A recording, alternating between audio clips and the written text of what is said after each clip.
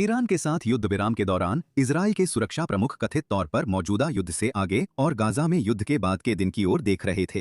Reports के मुताबिक Shin Bet प्रमुख डेविड ज़ीनी यूएई में मोहम्मद दहलान से गुप्त रूप से मिले। दहलान निर्वासित फिलिस्तीनी नेता, अब्बास के प्रतिद्वंद्वी और गाजा के पूर्व सुरक्षा प्रमुख हैं, जिनका नाम युद्ध के बाद गाजा की योजनाओं में आता है। शिन बेट ने बैठक की पुष्टि नहीं की, सिर्फ कहा कि वह प्रमुख के कार्यक्रम पर टिप्पणी नहीं करता। दहलान सिर्फ एक और फिलिस्तीनी राजनेता नहीं हैं, वे गाजा में फतह के बड़े नेता और ओस्लो समझौते के बाद फिलिस्तीनी प्रिवेंटिव सिक्योरिटी फोर्स के प्रमुख थे। कई वर्षों तक उन्हें एक सख्त सुरक्षा अधिकारी के रूप में देखा जाता था, जो हमास के कट्टर विरोधी थे और इजराइल, फिलिस्तीनी प्राधिकरण और अन्य क्षेत्रीय खिलाड़ियों के बीच बनी सुरक्षा व्यवस्था से गहराई से जुड़े हुए थे। उनके राजनीतिक करियर ने उनके कई दुश्मन भी बना दिए। 2007 में हमास ने गाजा पर कब्जा किया, दहलान की सेनाएं हार गईं और वे गाजा पट्टी से भाग गए। 4 साल बाद उन्हें पीए अध्यक्ष महमूद अब्बास के साथ सत्ता संघर्ष के चलते फतह से निकाल दिया गया। अब्बास ने उन्हें राजनीतिक खतरा माना। तब से दहलान यूएई में निर्वासन में हैं, जहां उन्होंने अमीराती नेतृत्व से करीबी संबंध बनाए और पर्दे के पीछे सक्रिय हैं, वेस्ट बैंक या गाजा में नहीं।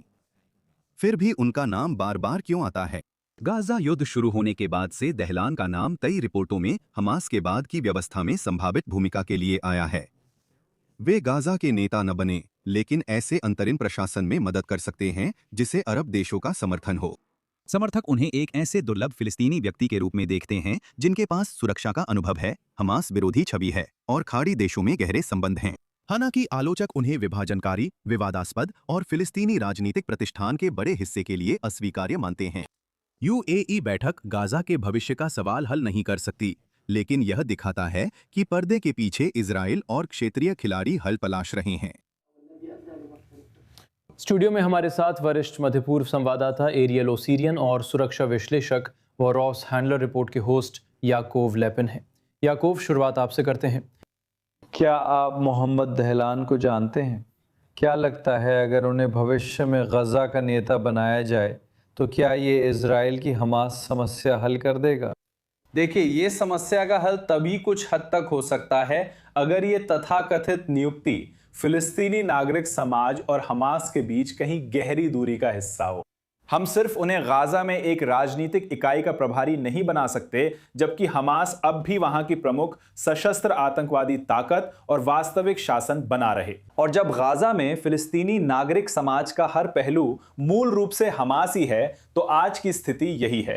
इससे कुछ नहीं बदलेगा और वे मोहम्मद दहलान को हमास की इच्छा के खिलाफ कुछ नहीं करने देंगे। अगर सच में कोई अलगाव होता है, खासकर भौतिक अलगाव, तो इसमें गजा के लोगों को हमास के आतंकी शासन से बाहर लाना शामिल हो सकता है, एक पहले चरण के रूप में, और शायद गाजा पट्टी के उस हिस्से में जो इजराइल के नियंत्रण में है, उस नए रफा में जो वे बना रहे हैं, शायद एक पहले कदम के तौर पर। और फिर मोहम्मद दहलान जैसे किसी व्यक्ति को लाना जिन्होंने मूल रूप से एक समझदारी भरी फिलिस्तीनी स्वायत्त व्यवस्था चलाने की इच्छा जताई है, तब मुझे लगता है कि बात करने के लिए कुछ है। तब मुझे लगता है कि ये एक दिलचस्प प्रस्ताव है, लेकिन ये गहरे विभाजन का हिस्सा होना चाहिए, वरना ये कहीं नहीं पहुंचेगा। और एरियल, क्या बैठक की जानकारी लीक होने से मोहम्मद दहलान और उनके अफसरों को नुकसान नहीं होगा? खैर, आखिरकार दहलान के लिए चाहे ये कहानी लीक हो या ना हो, इससे ये तथ्य नहीं बदलता कि वो खुद को गाजा का उद्धार करता या यहाँ तक कि गाजा के अगले प्रशासक के रूप में इजरायली टैंकों पर सवार होकर दिखाने का जोखिम नहीं उठा सकते। अब जाहिर है शारीरिक रूप से ऐसा नहीं होगा, लेकिन इजराइल द्वारा गाजा पट्टी को नष्ट करने और फिर उसे दहलान को सौंपने की वो छवि, वो राजनीतिक रूप से उस तरह की छवि के साथ टिक नहीं सकते। इसका मतलब ये नहीं कि वे गाजा में भूमिका नहीं चाहते युद्ध के बाद के दिन में, लेकिन हम दहलान के बारे में युद्ध के बाद वाले अगले चरण के विकल्प के रूप में बात कर रहे हैं। विकल्प क्योंकि वह मूल रूप से वही मांग कर रहे हैं जो अभी जमीन पर बन रहा है, और वो है एक टेक्नोक्रेटिक सरकार की स्थापना। उन्होंने पहले ही 2023 में ठीक 7 अक्टूबर के हमलों के बाद कहा था कि 2 साल के लिए एक अंतरिम टेक्नोक्रेटिक सरकार होनी चाहिए और फिर फिलिस्तीनी राज्य के ढांचे के तहत चुनाव कराए जाने चाहिए। यही वो चरण है जिसमें वो शामिल हो सकते हैं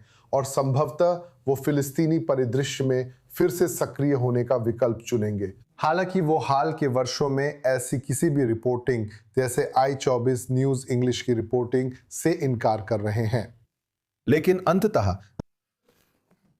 वो गजा पट्टी के अंदर शामिल होना या सक्रिय भूमिका निभाना चाहते हैं, लेकिन अभी ऐसा नहीं हो रहा है। इसके लिए हालात अभी बने नहीं हैं। तो अब वो तकनीकी विशेषज्ञों की सरकार की स्थापना के संबंध में भी सलाहकार की भूमिका निभा रहे हैं, और साथ ही ऐसा लगता है कि वो इजरायली अधिकारियों के साथ भी जुड़े हुए हैं।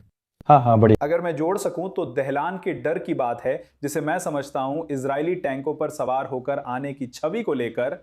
बस याद रखिए कि फिलिस्तीनी अथॉरिटी चाहे वो कुछ भी कहे, असल में उसकी भौतिक मौजूदगी आईडीएफ के ऑपरेशनों पर निर्भर करती है, जो रोजाना हमास के खिलाफ होते हैं।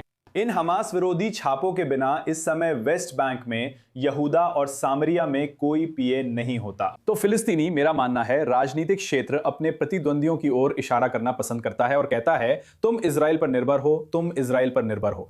पीए शारीरिक रूप से इजराइल पर निर्भर है, फिर भी उसके खिलाफ कूटनीतिक युद्ध लड़ रहा है। वैसे ये रिश्ता दोनों तरफ से चलता है। जैसे पीए इजराइल के साथ सुरक्षा समन्वय के जरिए जीवित रहता है, वैसे ही इजरायली नागरिकों की रोजाना सुरक्षा भी इसी सुरक्षा समन्वय के तहत फिलिस्तीनी अथॉरिटी के पुलिस अधिकारियों द्वारा की जाती है। लेकिन ये बराबर या सम्मित नहीं है, नहीं। लेकिन इसका इस्तेमाल राजनीतिक उद्देश्यों से दूसरों पर हमला बोलने के लिए किया जाता है, बिना जमीनी हकीकत को समझे, जो अक्सर बिल्कुल उलट होती है।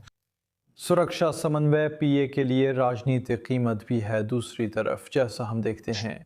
आप दोनों का बहुत धन्यवाद। एरियल ओसन हमारे वरिष्ठ मध्य पूर्व संवाददाता और याकोव लेपें सुरक्षा विश्लेषक और रॉस हैंडलर रिपोर्ट के होस्ट। धन्यवाद।